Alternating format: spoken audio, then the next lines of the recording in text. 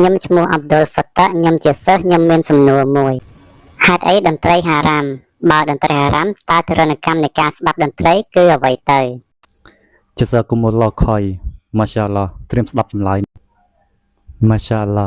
តោះស្ដាប់បើយើងយករឿងតន្ត្រីមកនិយាយខ្ញុំដឹងថាមានគ្រូមួយចំនួនថ្មីនេះគាត់ថាស្ដាប់តន្ត្រីអត់ហារ៉ាមទេតែទោះបីជាទួនថាអញ្ចឹងខ្ញុំចង់បញ្ជាក់អ្វីមួយសិនមុននឹងឆ្លើយនឹងសំណួរដែលបងអូនប្រុសគាត់បានសួរការពិតនោះគឺ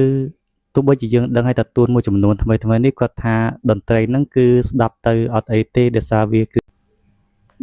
គឺត្រូវបានអនុញ្ញាតតែពួកគេមិននិយាយអំពីចង្វាក់ភ្លេងអញ្ចឹងថ្ងៃនេះការអនុញ្ញាតខាងដើមត្រូវដកចេញគ្មានគ្រូណានៅលើផែនដីគ្រូមូស្លីមអនុញ្ញាតឲ្យអ្នកទៅស្ដាប់ Beyonce Michael Jackson Madonna នោះទេអញ្ចឹងជប់ទៅដោយសារតែ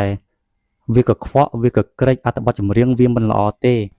ហើយវាធ្វើឲ្យអ្នករាំច្រៀងតាមអ្វីដែលគេសរសេរមកសង្ឃឹមអល់ឡោះអភ័យទោសឲ្យគេច្រៀងអ្នកច្រៀងគេរាំ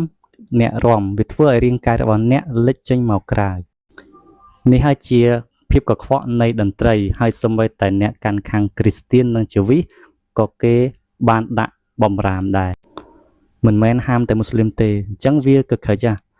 ហើយមើលអ្នកដែលនៅក្នុងតន្ត្រីមើលគឺកខ្វក់ពេលអ្នកលឺតន្ត្រីអ្នកដឹងពីរបៀបតាក់ទងគ្នាអ្នកដឹងអំពីភេទអ្នកដឹងពីអារម្មណ៍ផ្សេងទៀតនៅផ្ទះអ្នកអត់សប្បាយចិត្តទេពេលអ្នកទៅធ្វើការអ្នកឃើញគេកំពុងធ្វើការជាមួយអ្នកគិតថាអូតន្ត្រីគឺវាអញ្ចឹងមែនរឿងនឹងកំពុងកើតឡើងមនុស្សជ្រៀតជ្រែកក្នុងចិត្តរបស់យើងដែលជាកន្លែងផ្ទុកកូរ៉ានជាសម្លេងដ៏ពិរោះដែលអល់ឡោះស៊ុបហានវតាអាឡាបានផ្ដល់ឲ្យយើងល្អអស្ចារ្យបំផុតលើល្អយើងមិនត្រូវជំនួសកូរ៉ាននិងតន្ត្រីទេទរណកម្មវ៉ាឡោហ៊ីមនុស្សទទួល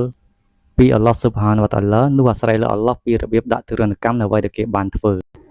ហើយអ្វីដែលខ្ញុំចង់ប្រាប់និងអ្វីដែលអ្នកត្រូវដឹងគឺអល់ឡោះគឺមហាសប្បុរសមហាអាណិតស្រឡាញ់ជាការពិតពេលយើងធ្វើអីមួយខុសក្នុងជីវិតយើងត្រូវសូមអភ័យទោសពីអល់ឡោះហើយកុំមានអារម្មណ៍ថាទ្រង់មិនអភ័យទោសឲ្យសោះដោយសារតែនោះជាការប្រមាថអល់ឡោះហើយបើអ្នកពិតជាជឿជាក់អ្នកត្រូវសូមអភ័យទោសពីអល់ឡោះអល់ឡោះនឹងអភ័យទោសឲ្យអ្នកហើយអ្នកអាចសូមអភ័យទោសពីអល់ឡោះច្រើនដងតាមដែលអាចធ្វើទៅបានតែកុំសង្ស័យសោះសង្ឃឹមថាអល់ឡោះនឹងជួយយើងហើយបង្ហាញផ្លូវដល់យើងហើយសង្ឃឹមថាអល់ឡោះនឹងផ្ដល់ពរឲ្យអ្នកឲ្យម្ដាយពុកអ្នកនិងអ្នកទាំងអស់គ្នានៅទីនេះផងដែរ